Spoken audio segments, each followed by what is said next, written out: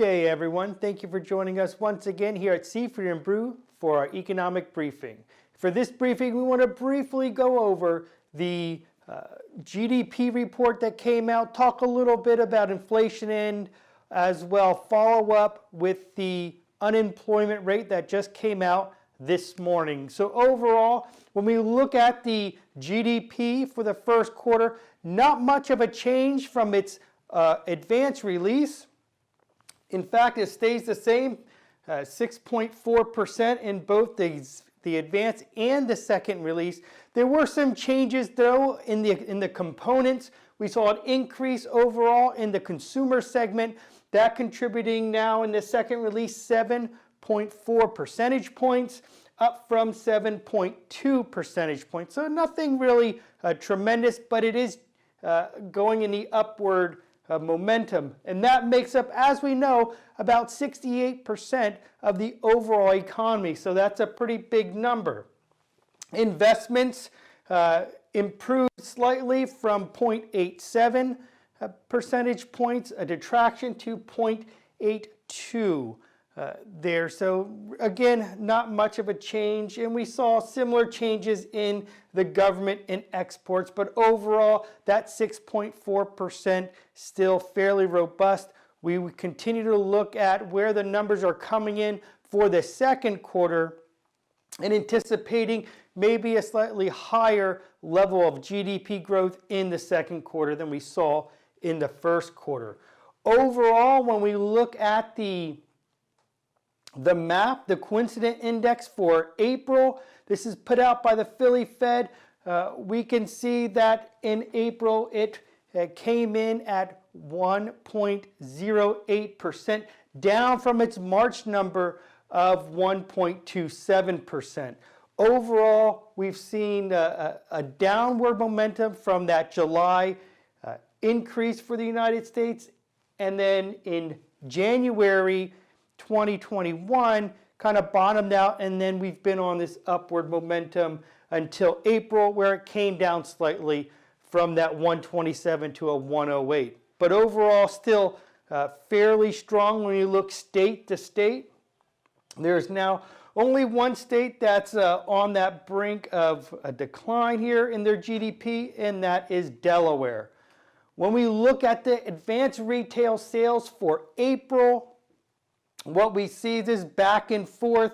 It actually month over month changes down by 0.7%, while in March it was up by 10%. So we have this seesaw going on.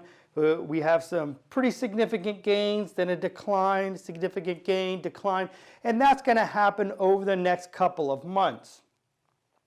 The year-over-year numbers kind of are irrelevant at this time because we're coming off such lows back in 2020. So we want to focus on those month-over-month numbers.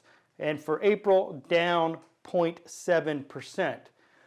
In terms of inflation, we know that inflation has been picking up, which is expected, but part of this is due to, and this is looking at the year-over-year changes, due to the tremendously low numbers or low level of prices back last year at this time.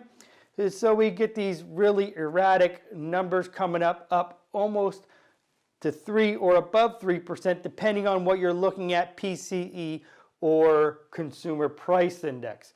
But overall, when we look at the 5-year forward inflation, we can see that we are above this about 2.25 mark. We have to be sustained and be closer or above that 2.5 mark for a sustained period of time before this Fed, I think, starts thinking about raising the interest rates. I don't think we're there at this point in terms of them making any type of call or adjustment to their Fed funds prediction. And we will see that in the next 2 weeks when they meet and put out their projections.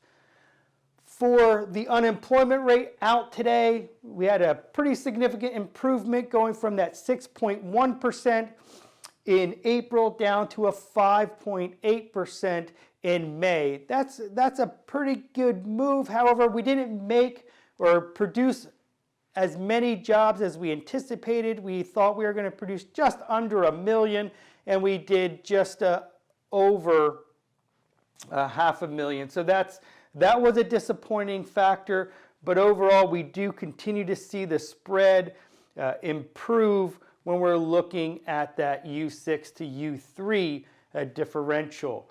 When we see the number of employees, though, we do have to realize we're still down about 6.7 million employees, or the overall employees from where we were pre-pandemic. So that's still a significant number to make up. When we look at the number of unemployment and the job openings, there are plenty of workers to fill these jobs. Whereas last year and for the couple of years prior to the pandemic, that was flip-flopped. So now we're back in normal times where we have the unemployment greater than the number of jobs openings out there. Overall, types of jobs created. We saw that the manufacturing, motor vehicles, and parts up by 24.8 thousand. That's a good improvement. We saw the transportation and warehousing, that is up 22.9 thousand. The biggest number on this chart here is that leisure and hospitality, up 292,000 individuals, and that's just going to be a natural area where we're going to see more and more employment come to fruition, just because that had been so hard hit throughout the last year, and they're just struggling to get more and more employees into that area. In fact, my son was out at the Cedar Fair Parks out in Sandusky, Ohio, and he said he was amazed at how low the level of workers were there. It in fact impacted their ability to ride some rides. So we're seeing this overall level at this leisure and hospitality, at least, more and more difficult to find the employees and to employ them. And that's going to weigh heavy on that average salaries. We saw that tick up from 30.18 in April to $30.33 in May. And you know, we've all seen almost every store has a help wanted sign. They have the overall level of minimum wage is going up for these employers, as well as they're oftentimes offering a sign-on bonus. So that's going to weigh on that overall level of average hourly earnings. However, I will say that I think that that is going to be offset potentially by some efficiencies we're seeing in the market, and that we're not going to really see that price increase from the salaries flow over into prices for consumers. I just think it's going to be sopped up with efficiencies. Well, that's what we have for you today. We look forward to speaking to you in 2 weeks when we report on that Fed release and those projections. Have a great day, everyone.